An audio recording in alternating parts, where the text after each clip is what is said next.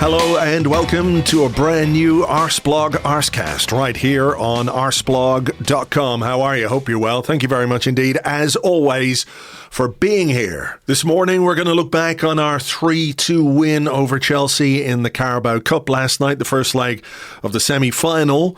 And look, a win is good. We haven't won a semi-final in quite some time, so that's an improvement in and of itself. But this is a game I think that maybe Arsenal will have some regrets over. Big chances to make it 4-1 and to basically put the tie to rest in the first leg. We don't take those chances. They score a scrappy kind of goal and all of a sudden it's 3-2 and the tie is still alive. But look, that's football for you, and that in particular is cup football for you. However, as I said, the positive is that we won the game. We went away from home. I think we did, by some distance, look the better team, the more threatening team in this game. And I think there are positives that we can take from the performance collectively, and certainly with regards a couple of individuals as well. So let's get into that. And with me to talk about the good stuff, the not so good stuff, and everything in between is Phil Costa. Good morning, Phil. Good morning, Andrew. How are we doing? We're doing all right. You know, I think you go away to Stamford Bridge, even if you have some regrets. You come back to North London with a win. I don't think you can argue too much. There's plenty to unpack from this one, but I think overall, you know, going into this game, we knew it was going to be tough. We knew they were going to be up for it, given, you know, their season is not where ours is.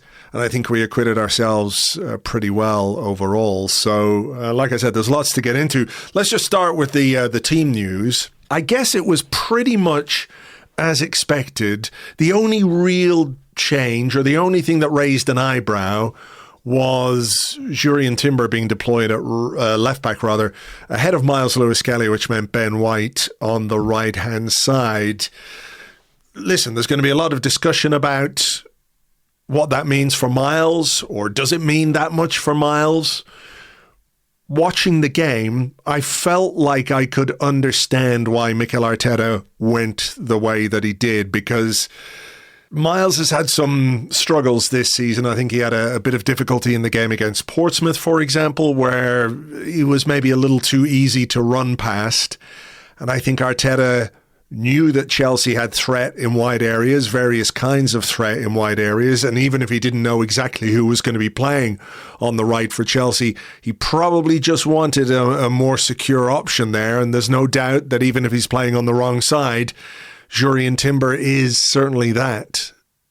Yeah, definitely. I mean, in general, I wasn't surprised that Mikel went strong, because this is a cup semi-final, right? And people's mileage may vary on the competition, but to me, it's an important game, and especially away from home, you need your trusted soldiers out there. The lineup against Portsmouth with 10 changes felt quite instructive in terms of how the manager was going to approach this one. I thought Kepa starting ahead of Raya was interesting, but Miles was obviously the main talking point, and I wasn't too surprised he was left out. I think he's really struggled lately, and I know regular football helps players find a rhythm that maybe they've lost, but another difficult night with the whole country watching, you know, could have killed his confidence even more. And we don't want to lose the player completely. And I think you were right to say about Jurrien Timber, it's not ideal to play him at left back, but he's more than serviceable there. A very dogged defender. We know what we're going to get with him defensively. He doesn't get beaten very often. So, I mean, it's a blow for Miles personally, but I could understand the decision from a team perspective. And I thought, considering our defensive injuries in general, you know, Nketiah out, Calafiori out, Mosquera out, we were still able to put out a very strong team. Obviously, Saliba and Trossard both started in the end, considering they were doubts beforehand. And against the Chelsea team without Reece James, without Moises Caicedo, without Cole Palmer, even Liam Delap as well, if you want to put him into that group, although I don't think he deserves it. I know they've spent a fortune and it's not really an excuse, but those are key references for them. So I felt pretty good about things even before we kicked off. But yeah, I could see why it might have been a talking point that Miles didn't make it, but I understood it and I was quite happy with it, to be honest. We will return to the subject of Kepa, obviously, because I think there is a bit of a discussion to be had there. But yeah, you're right to say that was I was a bit surprised by that. I thought he would go with David Raya in this game, and people will say maybe there's something in Kepa's contract which says he has to get the cup games. I don't think that's really the case at all. He was pressed about the goalkeeping issue before this game. I sense it's just a question of squad management and keeping people happy. But like I said, we will return to the Kepa discussion in a bit. But obviously the game started really well for Arsenal.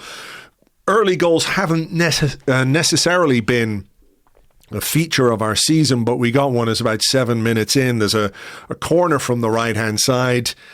Declan Rice delivers. Ben White is there to nod home from close range. The defending is poor. The goalkeeping is poor. There's a sort of vague mirroring of the incident in the game on Tuesday night when Manchester City had a goal. I think, and everyone listening to this, I'm sure, will understand that I'm no fan of Manchester City, but I think absurdly ruled out because Haaland was deemed to be interfering with play from a barely offside position. I'd go absolutely crazy if that goal was disallowed. I don't know if any of the what would you say, the backlash to that had an impact. Yeah. I don't know if that had an impact on the way that VAR looked at this last night, but I don't think it was really an issue. And Arsenal 1-0 up after just 7 minutes.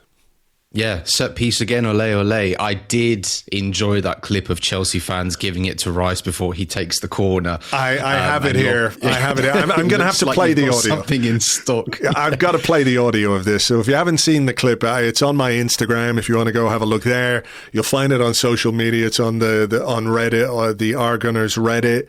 But this is the audio of the Chelsea fans doing their best to distract Declan Rice before he takes the corner. See, dear listener, if you can spot the exact moment where the goal goes in.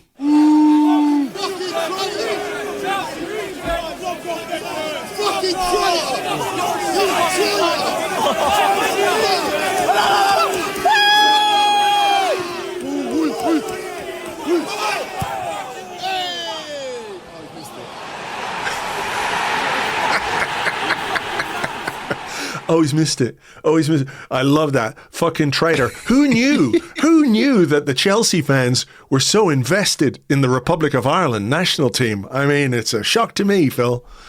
Look, they're everywhere, Andrew. And even though his whole family were Chelsea fans and that they were the ones who released him when he was 14, Declan Rice is obviously the traitor. I mean, his reaction... Yeah.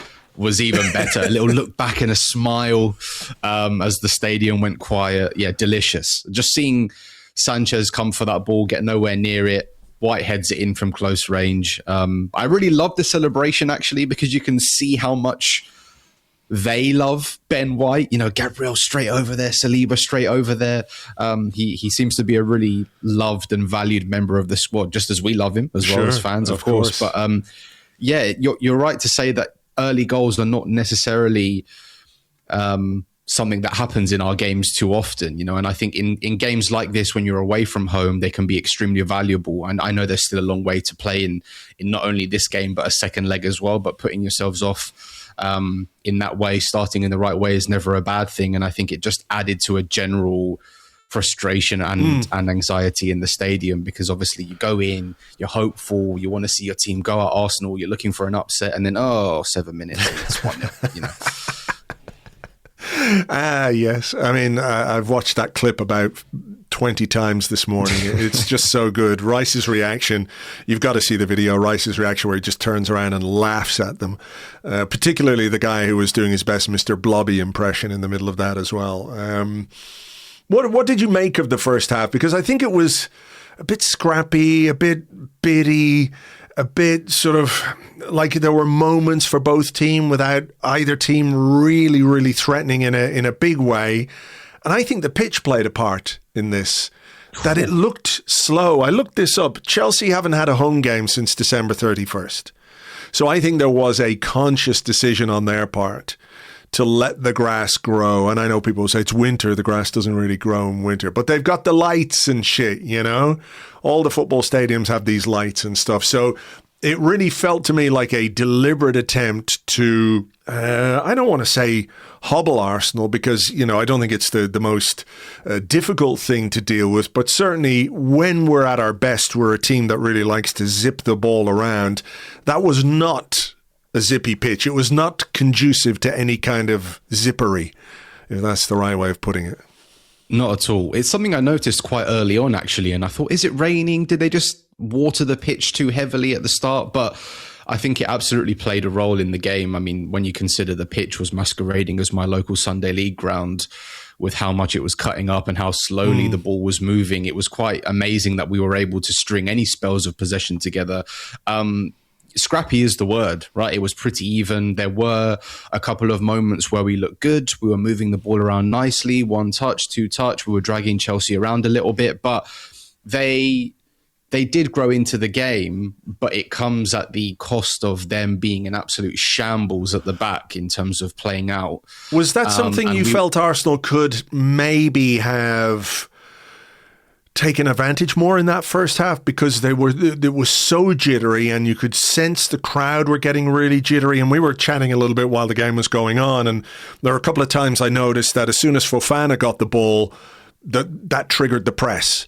And there were other moments where I think Arsenal could potentially have pressed a bit higher. And we did it to very good effect, by the way. And obviously we caused a lot of that nervousness within the Chelsea defence because they weren't secure in playing out from the back. And I think everyone is sort of looking at the goalkeeper as this. But I also think you got to look at the players around him. A goalkeeper can only make the passes that are on. And quite a lot of the time, the passes weren't really on for him. So I get why people are focusing on a goalkeeper, and he had some other moments in this game, which obviously we'll talk about. But there was a sense for me at halftime anyway that we sort of get them to a point where everyone's like, oh, don't do it, don't play up from the back. And then we'd sort of sit off them a bit and allow them to regain a little bit of composure, where I did wonder if we could just step on them a bit more and absolutely, crack whatever bit of composure they had left. Yeah, to be fair, I think we did try. I mean, we were obviously targeting them with the high press and that Bermuda triangle of Sanchez, Fofana and Saliba, where technical quality goes missing, looked so uncomfortable playing out from the back, it's untrue. I mean, I don't really consider Arsenal a pressing team. I think we're very good in our shape and structure when we get set into that 4-4-2, but I wouldn't consider us so proactive and adventurous in our press. But we were clearly using those 3 as pressing triggers, and we did get some joy nicking the ball in dangerous areas, even if nothing clear cut came from those opportunities. I mean, there were a couple of bounces that didn't really go our way, a few deflections, but that high risk, high reward pressing does leave you open as well. And Chelsea did get through on a couple of occasions. Their out ball was Esteval on the right, who was always tricky 1v1. Again, we go back to the decision to leave Miles out. How would he have fared against someone like that? I think Timber in isolation as a 1v1 defender is way superior.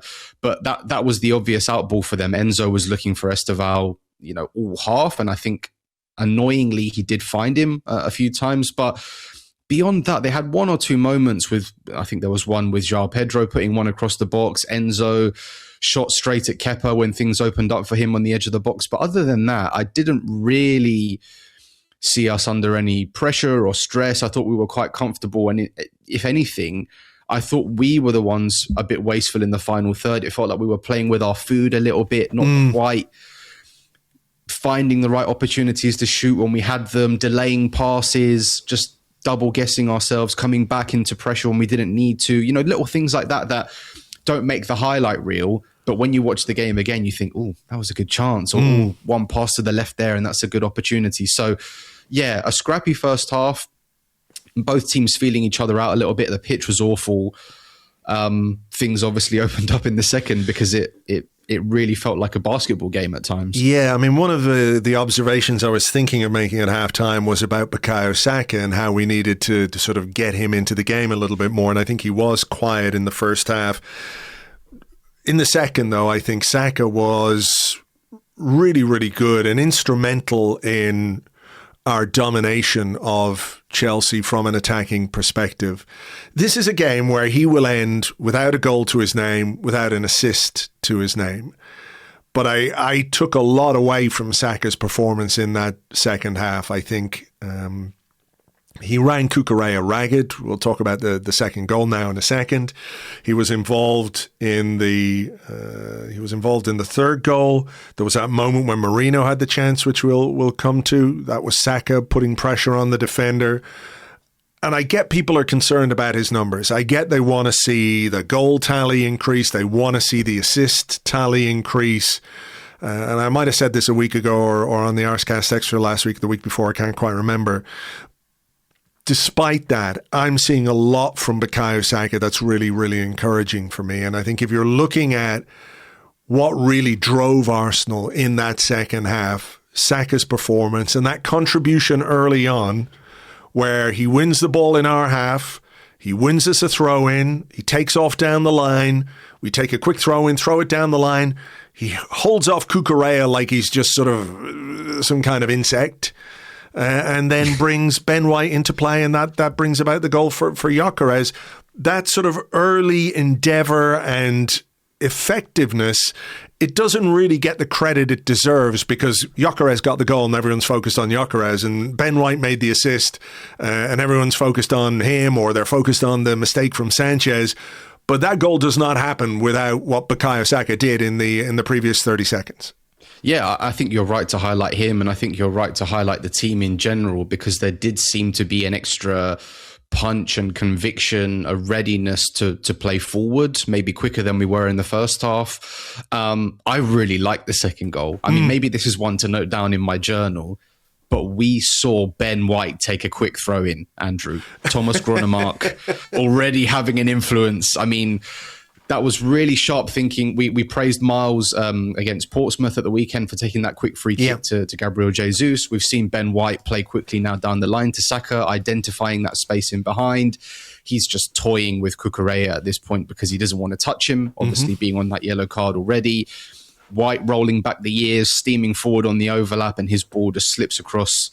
I mean, look, Sanchez, it goes through his hands like a bar of soap, but thankfully Gyokeres was there to tap in from close range. And obviously we've got the goalkeeper to thank for his butterfingers, but Arsenal playing at speed made me happy, because I think we are always capable of flicking a switch and turning things on, but generally we're quite measured and precise in everything we do, how we build up. So to see us take advantage of that space in behind, and more importantly, Chelsea not being organised, was great, you know, and at that point, 2-0 up, I was already thinking, right, let's manage the game, try and get another one on the break so we can make the second leg a total non-event and ease the burden on our squad in what will be a very busy time schedule-wise in late March, early April. Didn't quite work out that way, obviously, but I did like the intention with which we approached those early stages in the second half. Absolutely, absolutely. I think on this goal as well, you know, there was a bit of discussion on TV about Gyokeres demonstrating a little bit of frustration that he didn't get the ball early from Bukayo Saka. It all worked out in the end. He stayed focused, he stayed central and got the ball home from close range. There was a bit of a discussion on the Arses on arseblog.com this morning about, you know, Gyokeres being a slightly bigger fox in the box in that moment. And I've got to give a shout to Base Arse, who just came up with the phrase ox in the box because of his size. So that seems to work. But he used that physicality well to get there before the defender after Sanchez made the mistake. And that's a moment I think that he really, really needed. You know, it's November the 1st was the last time he scored a goal from open play. So that's 2.5 months, basically. And there is and has been a lot of spotlight on him, a lot of discussion around him, and that's completely understandable, completely normal. I don't think there's anything wrong with that. Ultimately, it's up to the player to deliver. He has to deliver the goals. That's why he's been brought in. We know strikers thrive on confidence, and the longer you go without scoring, the more difficult it is. And, you know, you can get a bit worn down, I guess, by everything, and you feel like those chances are not going to come. There were moments, I think, in the first half where, you know, you could see that there was just maybe something happening for him this evening. There was a shot with his left foot that deflected wide, did well enough to make that space to have the shot. That's an improvement on where he's been in relation to some of his recent performances. And obviously then when you get the ball in that area, you've just got to make sure it gets over the line. He did that absolutely well. So yeah, a moment for Gyokeres, and obviously he's involved in the third goal. We'll talk about that. But, he needed that in a big way, didn't he? Yeah, this was a good night for Gyokeres. I've been critical of him because with all the caveats about him coming in cold with no preseason, which is true, and having to play more than expected because Jesus and Havertz were out, which is also true. I don't think he's done enough in games to justify a lot of the squinting we've been doing about him occupying defenders and not getting the service, or even praising the bare minimum when it comes to just simple things that he's been doing to a decent enough standard. But when you come out of a game with a goal and an assist away from home against decent opposition, you can be happy with your night's work. And more than anything, he looked involved and part of the team, which probably made me happier than his output, because he had 17 touches last night, which isn't so different to what he's been putting up normally. But I liked his movement a lot more. He looked more comfortable dropping deep with his back to goal. There were one or two moments where he got his body ahead of Fofana to keep the ball, and more importantly, was on the spot to score his goal. And when one of the main frustrations with him has been that he hasn't been in the right spaces enough, being there, reacting quickly in between the centre-backs is good, right? And I think he was right to be a bit frustrated when that ball didn't come in from Saka, but he's alert again in the middle, ready to receive that cut back from White. It's a good night. Considering where his confidence might have been and where his stock was, it's a good night for him. And I'm not saying this is him turning a corner and that we've all been wrong to doubt him, because I still have a few concerns about his long-term suitability here, but we're absolutely going to need him between now and the end of the season. And just maybe Jesus being back, maybe Havertz being back can take some of the weight off his shoulders alone. Sure. And we can start to use him in different scenarios and game states, which might suit him a little bit more. Yeah, I mean, I think we were talking about Portsmouth and whether he might benefit from a goal against Portsmouth. And my feeling is that he will benefit far more from a goal and an assist against Chelsea in a semi-final than if he'd scored 4 against Portsmouth. It would still be sort of caveated with, well, it's just Portsmouth and it's, the FA Cup and, they're bottom of the championship or close to the bottom of the championship. You've got to do it against the big opposition. He did it against big opposition last night, The assist, it's not like he laid it on a plate for Martin Zubimendi, but he's involved and he gets credited with that. And I think if you're looking for him to take the benefits and hopefully kick on a bit from here, doing it in a game like this, when not everybody, but when there have been significant doubts, I think hopefully is a thing that will prove to be very, very beneficial to him. But it's 2-0 and I think Arsenal were in control. And then I've watched this goal back a few times. I think it's just one of those weird passages of play where nobody does anything really, really wrong, but there's about 4 things that we don't quite do well enough, right? So there's a high ball. Gabriel tries to head it to Timber and sort of misses his header, but does get the ball back, then shanks a clearance with his right foot. Martin Odegaard gets there and lays it back for Zubimendi. I don't think it's the greatest touch, but it's probably all right if Zubimendi doesn't slip. Zubimendi on the ground tries to play the ball. It breaks for, I don't know who, I think it's Enzo Fernandez.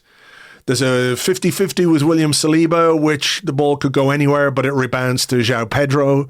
And then the cross at the back post, we're left with a man over, basically, because Zubimendi has slipped and hasn't been able to get back into the box, and Garnacho is there to apply the finish. So it's one of those where if just one of those small moments goes our way, that goal doesn't happen. But, that's football, I guess. Completely agree. There wasn't an obvious mistake from anybody, but more a collection of little errors and small things that ended up snowballing into a big moment. And once Ben White was knocked out of the air, trying to compete for the ball, all Garnacho has to do is find that space underneath Kepa, which he did. I mean, fair play to him. It's a decent finish, but you're right to highlight a few of those moments that led to the goal. Gabriel shanking it, Odegaard just leaving Zubimendi a little bit short, the slip, the 50-50. And it feels like Arsenal have these goals in them sometimes, considering we are so good normally defensively in terms of our shape, our individual commitment. We've got some really brave people in that back line ready to block and clear and head everything. Sometimes goals like that just happen, and you know, it's nothing where Arteta and the video team will be pointing fingers at this morning and saying, look, you've done terribly here, you've lost a man, you're standing in the wrong place. It's more just, how can we make sure this doesn't happen again? Sort your clearances out, just be a bit more sure with your passes. But yeah, but you know, I didn't see it coming. I really didn't see it coming, because Chelsea looked gassed by that point. They were out of ideas. The stadium was flat. You know, we looked very much in control, but that's all it takes sometimes. Just a chance at the back post, you're short. And it did swing the momentum for a little bit, even though I never felt under any immediate threat or danger. They definitely had more of the ball and were looking to equalise. Any issue with the way Kepa came out to try and block that? Is it...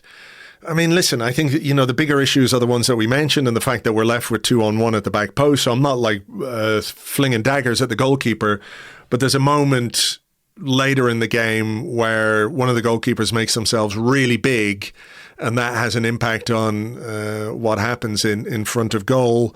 It just sort of squeezes under him at the near post between his legs. I mean, it's tough, but I suppose he has to go out and try and engage, right?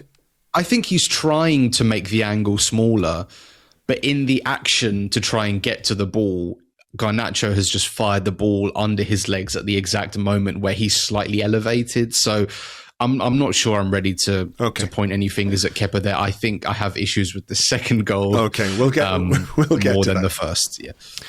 Mikel Arteta made some changes. He brought on Gabriel Martinelli and Mikel Merino for Leandro Trossard and Martin Odegaard. And not long afterwards, Arsenal are 3-1 ahead. Again, it starts from the right-hand side. Merino plays it into Gyokeres. Gyokeres kind of flicks it off with the toe of his boot to Martin Zubimendi. I know I'm over-egging the pudding here a little bit, right? But the way he shimmied past two defenders and then finished with his left foot, it reminded me of that goal that Thierry Henry scored against Spurs when he ran the length of the pitch. When he got into the box, he did exactly that. He sort of shaped to shoot and then went outside again and curled the ball in with his left foot. Obviously, Zubimendi did not have to carry the ball the same distance that Thierry did that night, but that finish really did remind me of that, and it's such a good finish. It's so composed in the box, on his left foot as well, and that's 3-1 to Arsenal. I think this is a really, really good goal. I mean, the way he takes this goal is unbelievable. The first touch inside Andre Santos is great, but the way he baits Fofana in, sits him down with that body feint, and in the process just buys himself a yard of space to get the shot off, all with his left foot, by the way. The finish cracks into the side netting. It's so composed. I mean, it's technical play at its finest, and for someone who is used to the chaos and the non-stop nature of midfield, being able to just slow his heart rate down in that moment was really impressive. And it was another dagger into Chelsea there, who had a good 10 minutes, a bright 10 minutes, but I liked the changes from Arteta. I think it gave us an added impetus in the final third. Merino played a couple of good passes in the build-up to this goal being scored. And just in general on Zubimendi, when we signed him, what I loved about him, or the idea of him coming in, was that we could leave him on an island as the lone six in space without needing to hold his hand, which is what started happening with Jorginho and our other midfield options towards the end of last season. We didn't feel comfortable isolating them because they didn't have the physical capacity to cover ground and kill transitions effectively enough. So we knew he would be an upgrade in that sense. But I was certain, and I wrote about this in my profile for Arseblog, about him being able to play in a more traditional double pivot with Rice and even contribute further forward as well, which is what we're seeing more and more this season. I mean, how many times was he the one breaking forward into space last night and supporting play? Did you see the one where was it I think it was the first half. I can't remember. Yeah, I think it was the build up to the Gyokeres chance. It could have been where he's just like we play the ball forward really quickly, And it's in the inside left channel where you would expect, let's say, Trossard to be, or even your centre forward to be. And it's like, it's Zubimendi? I think we won a corner from it. I mean, Mikel Arteta was asked about him after the game. This is what he had to say. Unlock him, because he can do anything, and he needs to believe that he can do anything. He can occupy various spaces. He's really good at carrying the ball. He has really good timing arriving in the box, and he's very composed, as you've seen in the goal. For a holding midfielder to the wide zone, it's quite rare.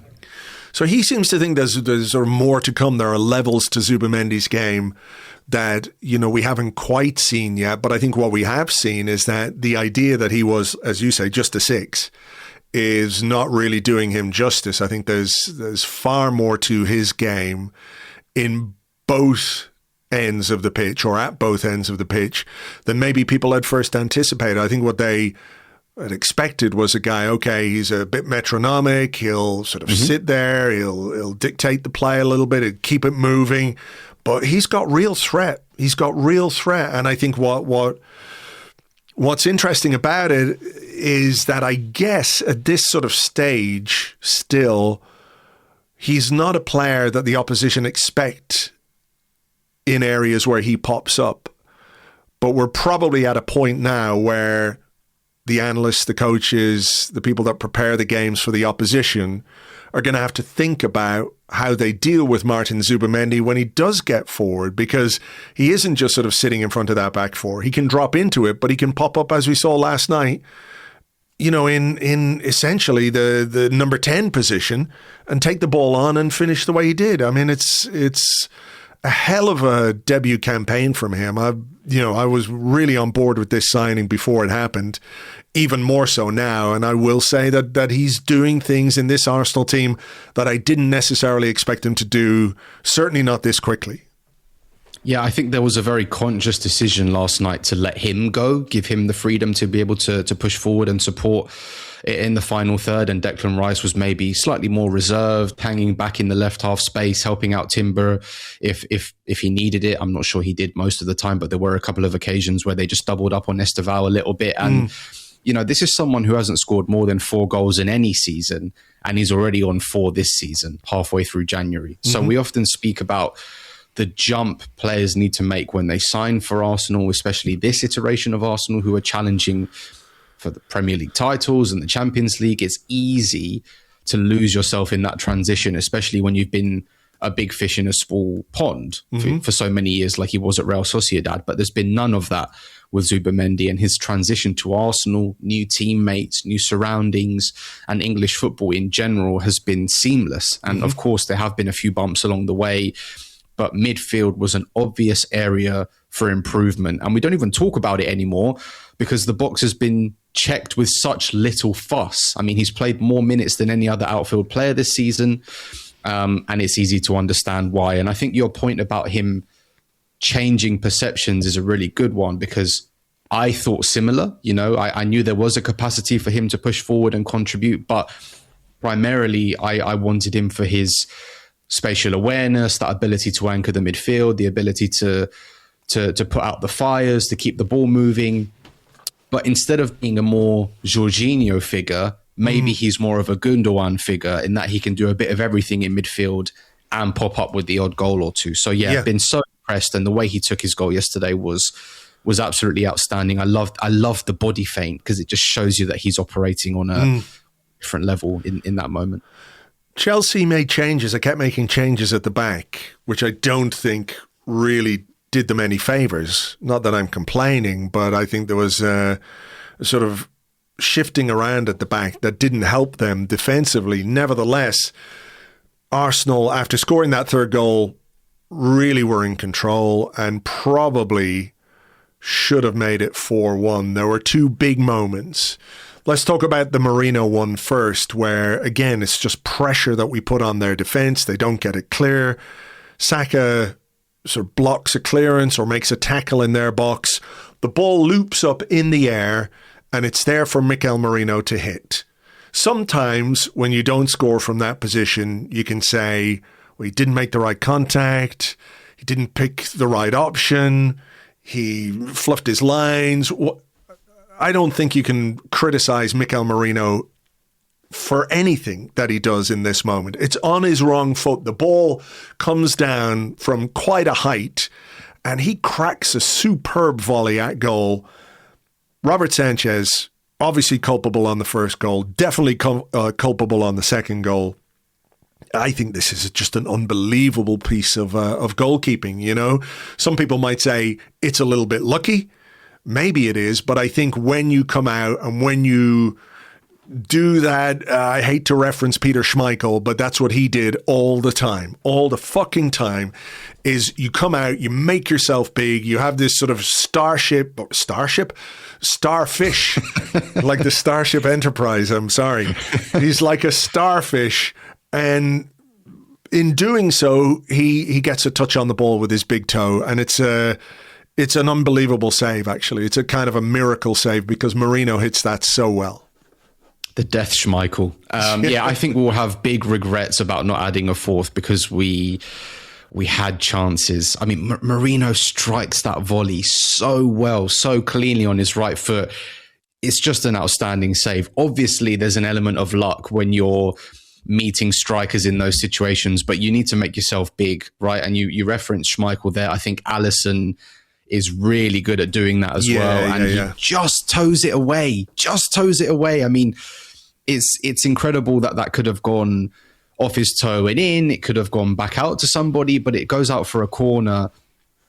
And then from the resulting corner, that should be a goal from Gabriel. I didn't realize in normal time, watching live, how good of a chance that was because I was doing the report and my head was down on my laptop and looking up again. But when I watched the highlights again this morning, I thought, that should be a goal. I mean, he gets away from Enzo so easily and he makes good contact on the ball. He just gets the header wrong. He heads it directly into the ground, which is unusual for him because his technique is usually very good. His timing is excellent, but for me, that should be a goal, man. And 4-1. Absolutely, yeah. I mean, changes the perspective of not only this game, but the whole tie completely. Yeah, at 4-1, it's over, basically. That's the thing. It's over, done and dusted. And, you know, like I said, I don't think you can ask more from Marino in regards his chance, but with Gabriel, I think what he's trying to do probably is right, to head it down and into the ground a little bit, but I just think the contact is a little bit too thin. It bounces down over the goal. Like 9 times out of 10, you put your house on him, of all people scoring that goal, and then it's 4-1, and then you can relax, and you can probably relax a bit about the second leg, and you can start thinking and dreaming about Wembley and all that kind of stuff. But football is mad, and cup football in particular is quite mad as well. So rather than it being 4-1, a couple of minutes later, it's 3-2. I think they get a corner. It's Estevao who makes a good run down the right-hand side. Timber does well, actually, to get back at him. Yeah. It's just unfortunate that it bobbles out for a corner. Yeah, it's a corner. You know, that's all you can do as a defender is prevent that cross coming in. And he was quite lively, Estevao, I have to say. He was a presence on that right-hand side. From the corner, listen, I think if Kepa comes, Kepa's got to get there. Yep. He doesn't. Gabriel heads it away. It comes to Garnacho, who plays it, shoots into the ground. It sort of bounces up. Gabriel makes a desperate attempt to get there and dive to head the ball away, but can't. There is a small check, I think, for a foul on the goalkeeper, but I don't think it is a foul on the goalkeeper. I just think it's one of those where, as a keeper, if you come, you're leaving yourself in no man's land if you don't get near the ball. He didn't get near the ball, and we paid the price for that.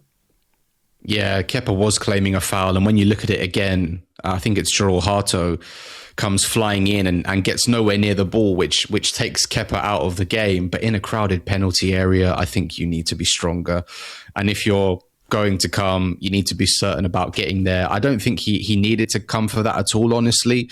We were comfortable enough defending the delivery, and once you vacate your goal, you're always asking for trouble. And I know Garnacho has to take that well first time. He's got 2 people to beat, first Saliba and then Gabriel on the line. But I don't think Kepa had a bad night by any means. But from the little we've seen of him this season, it's just a feeling I get that he doesn't command enough presence in the box and can be a little bit of an easy target when free kicks or corners are delivered well. It's how I felt a little bit when I used to watch Jakub Kiwior.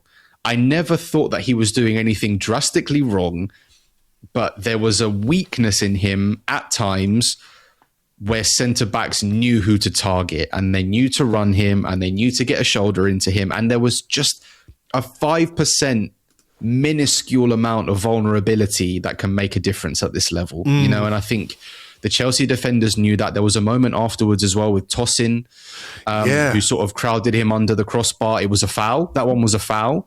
Was it given as a foul, though? I'm not 100% sure it was. Oh, wasn't it? I thought it was. I think he just headed over and the referee pointed for the goal kick. My initial thinking, it was a foul. It could be. I could be wrong. I'd need to go back and look again or look up the stats on fouls and see if that one was actually a foul. But I think it was another moment where Kepa came and didn't get there. And I think where I'd have an issue with it in particular is I'm not sure I want my goalkeeper coming into a crowded near post area unless he's absolutely going to take out fucking men, ball, women, children, everything.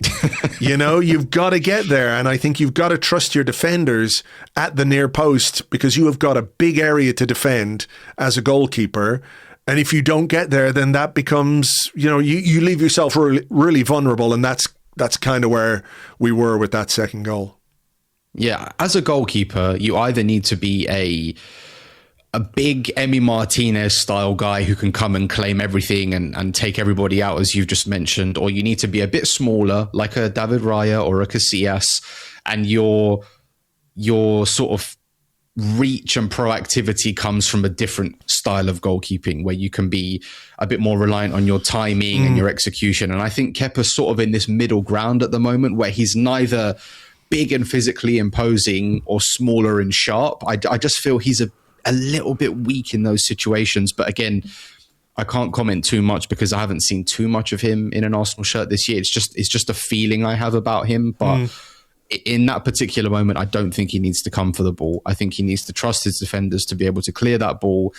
And if Chelsea do win a header or get a flick on or get a bobble, then you can react and look for the second balls or the blocks or the saves. But, you know, it just fell to Garnacho really nicely at the back post. He does take it well.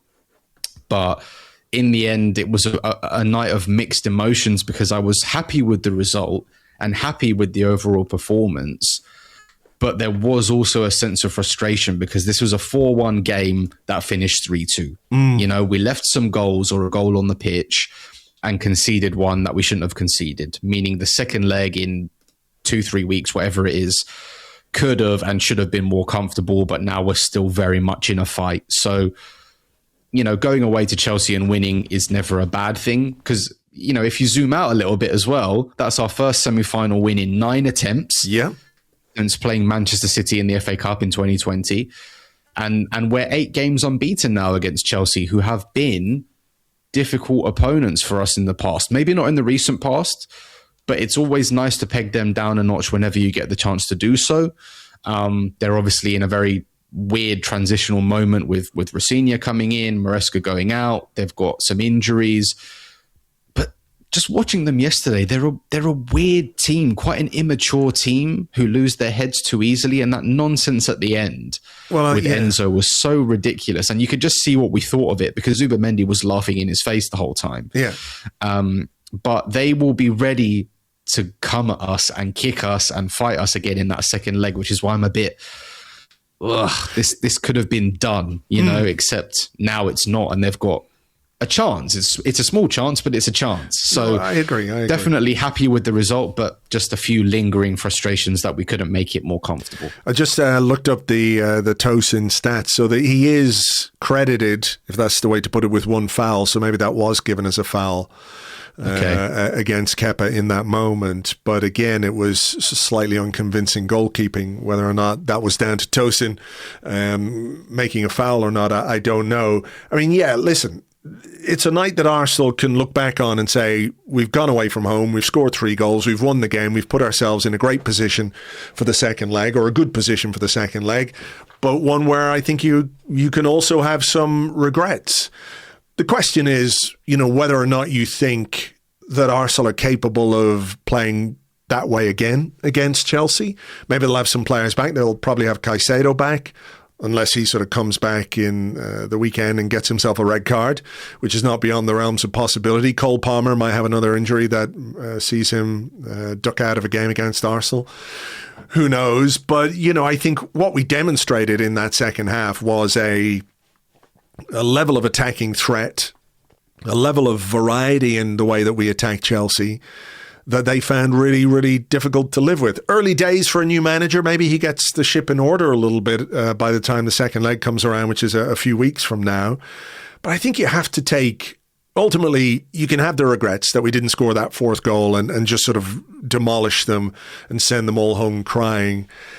But I think you have to take the positive from the performance and take the positive from the way that we controlled that second half and had the opportunities to really put Chelsea to the sword. For me, that's kind of where I am this morning. And maybe after the second leg, I'll it sounds like I've got egg on my face when if it goes the other way. But I really do think we were by far the better team in that second half, and Chelsea were probably quite fortunate not to lose this game by a more significant margin. We're the better team. There's no doubt in my mind, and conceding 2 sloppy goals won't change that. It's just, I feel like when things are in our own control, sometimes we sometimes fail to step on the necks of people and really take a chunk out of the jugular. But ultimately, I liked a lot about the performance yesterday. I know we went strong. I know Chelsea had injuries, but beyond who we've spoken about already, I thought Ben White was really good. I thought Marino had a really promising cameo. Can we just talk about William Saliba? Yes, as well? we can, because I've got a clip here that I want to play. I've got a clip of William Saliba. I thought he was outstanding last night, and I'm gonna shock a few of the listeners here and say that we're lucky to have him and Gabriel at the back, but they almost remind me of 2 boxers.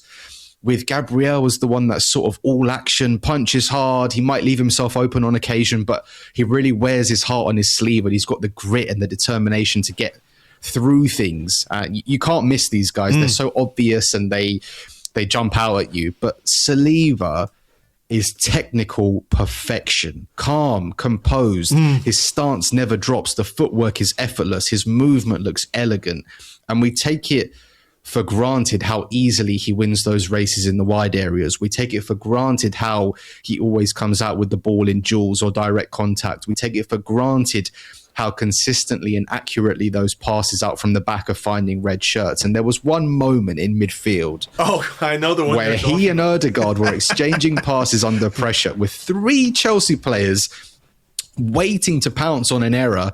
And he was just like, no worries. I'll just step into play, take 2 out of the game, little shoulder drop here, get away from the third guy and casually play a line-breaking pass into Bukayo Saka in the final third that eventually draws a yellow card.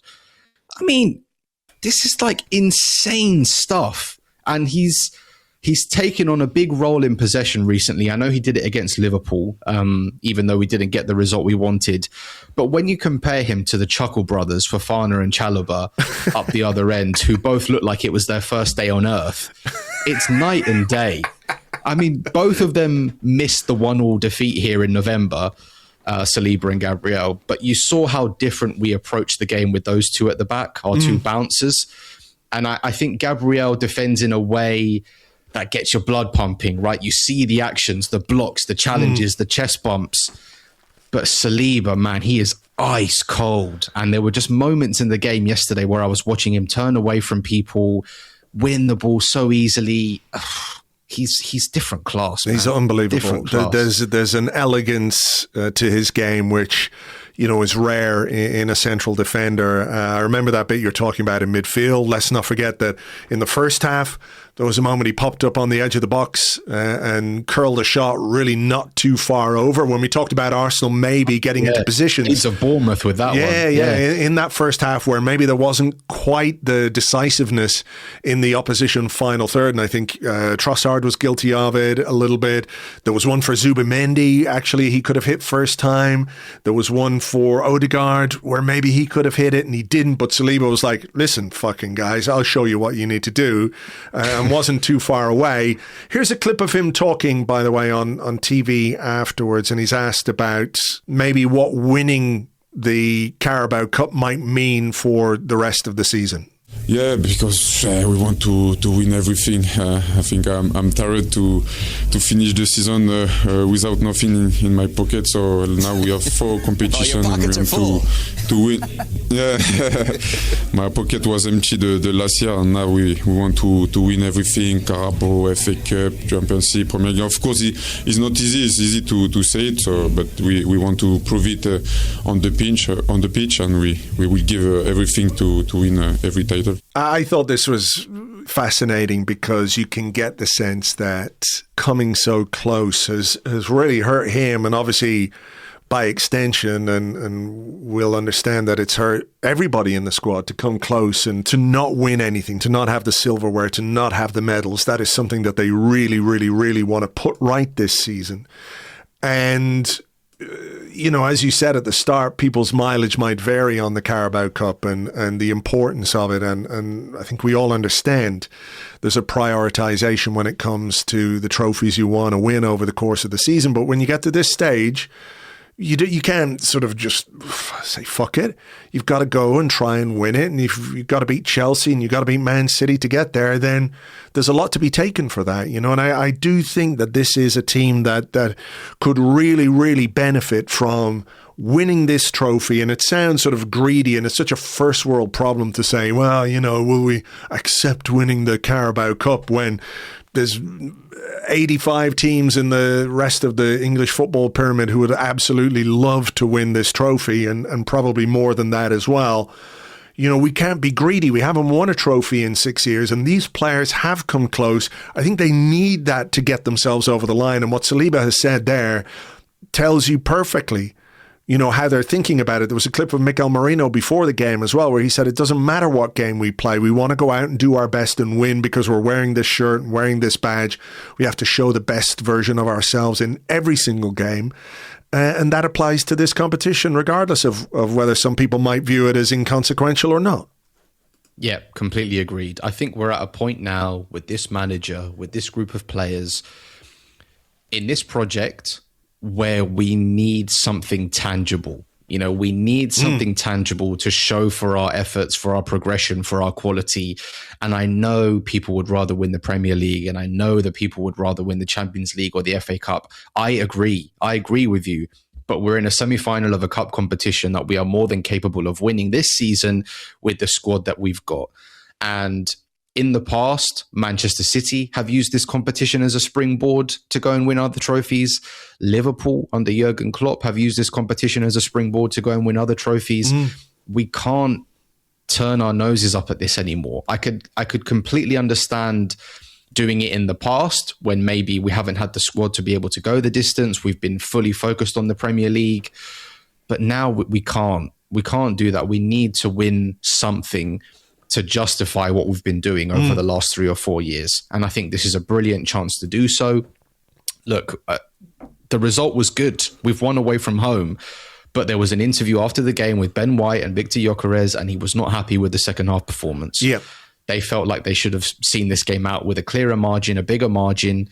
And I think this team know that. They know what they need to do. They know that they need to win something. And I am of the school of thought, or the thinking, that this can help us in the second half of the season. Should we win it?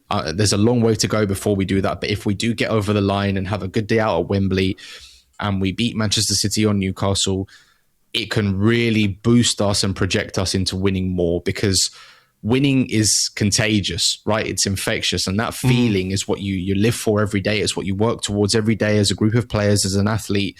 I think Mikel Arteta will be drumming that into these players as well. I just don't see a downside to it. And I know that we're a bit thin, and I didn't like seeing Jurriën Timber sprinting up and down the pitch in the 90th minute last night. And I know we've got injuries in the back line.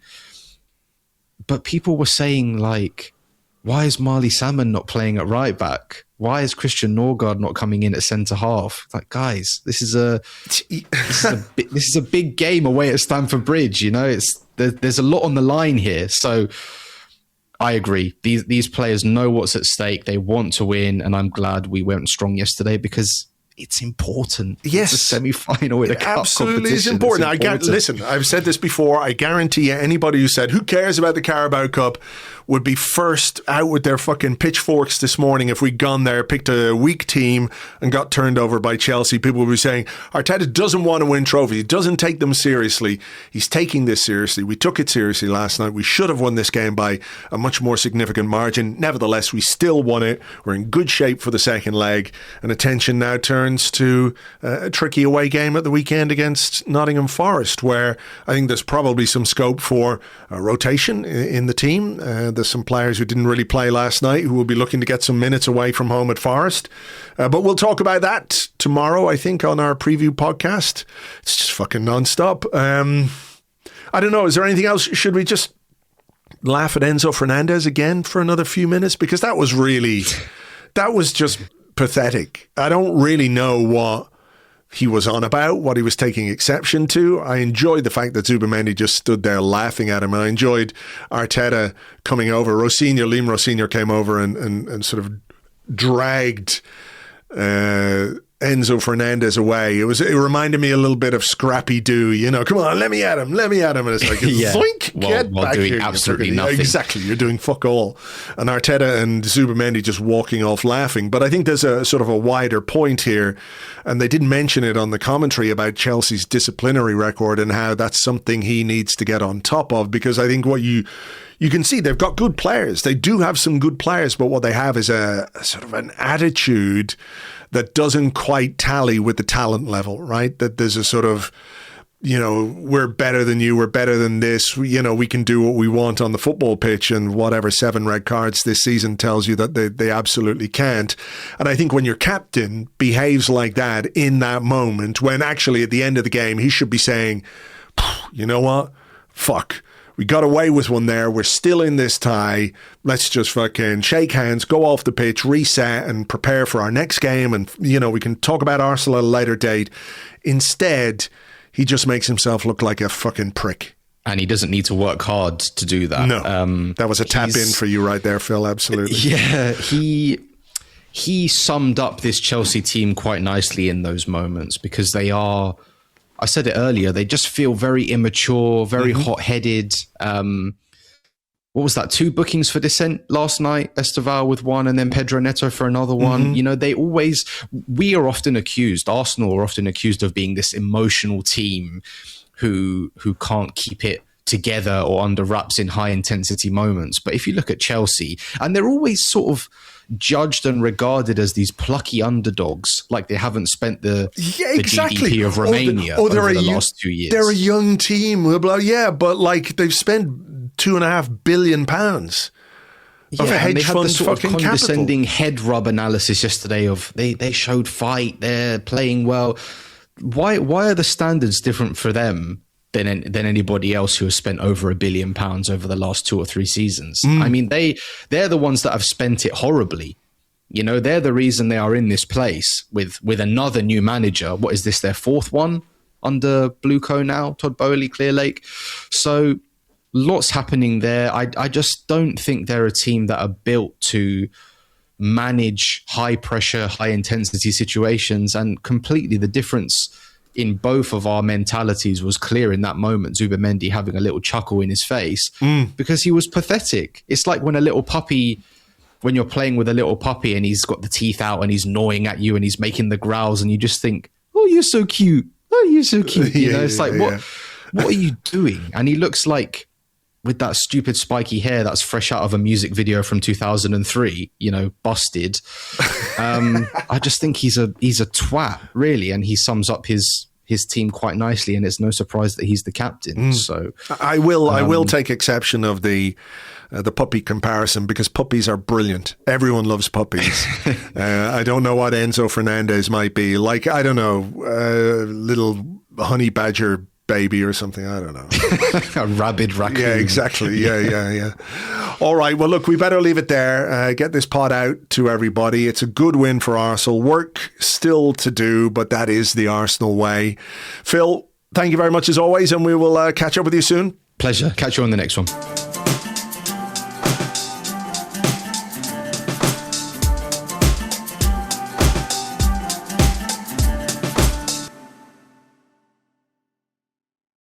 Thank you very much indeed to Phil. You can find him on Blue Sky. He is at philcosta.bsky.social, at philcosta.bsky.social. And Phil, of course, is the co-host with me on the 30, our Premier League Roundup podcast, which we bring to you every week over on Patreon. Also on Patreon, tomorrow we'll be looking ahead to the Nottingham Forest game on Saturday evening with our regular preview podcast. So if you want to get on board with all of that, get that extra content and help support everything that we do on Arseblog, it is patreon.com/Arseblog. That is the best place to sign up. If you're on an iPhone and you think you might sign up, don't use the Patreon app to do it. You can use the Patreon app once you've signed up, but if you sign up with the Patreon app, Apple apply a surcharge, which we can't do anything about, which means you ultimately pay more, and we don't want you to pay more. Sign up at patreon.com/Arseblog. Do not use the app to sign up, but you can use the app subsequently. Right, I'm going to leave it there because just get this podcast out to everybody and I'll get on with my day and you have something to listen to. As ever though, thank you so much for being with us, for listening, for downloading, subscribing and all the rest. We really do appreciate it. Enjoy your day and we will catch you on the next one. Until then, cheers. Bye-bye.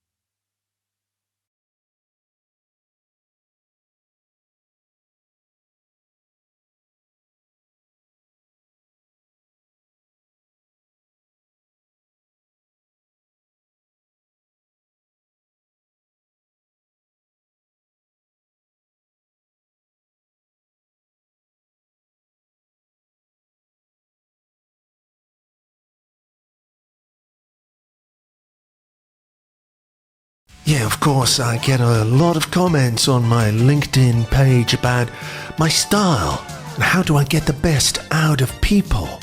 And I say to them, look, in English we have this word, manage. When you break it down, it's man, age. And you're telling this man, you have an age. And this is the age of a man. And you're a man with an age. Man, age. Manage, man, age. Of course, the whole thing falls down when it's a woman. That's probably why there's no such thing as womanage, woman age. You can't ask a woman her age. These days, if you ask a woman her age, you'll get put in jail. Subscribe to my podcast for more. Diary of an Absolute Twat.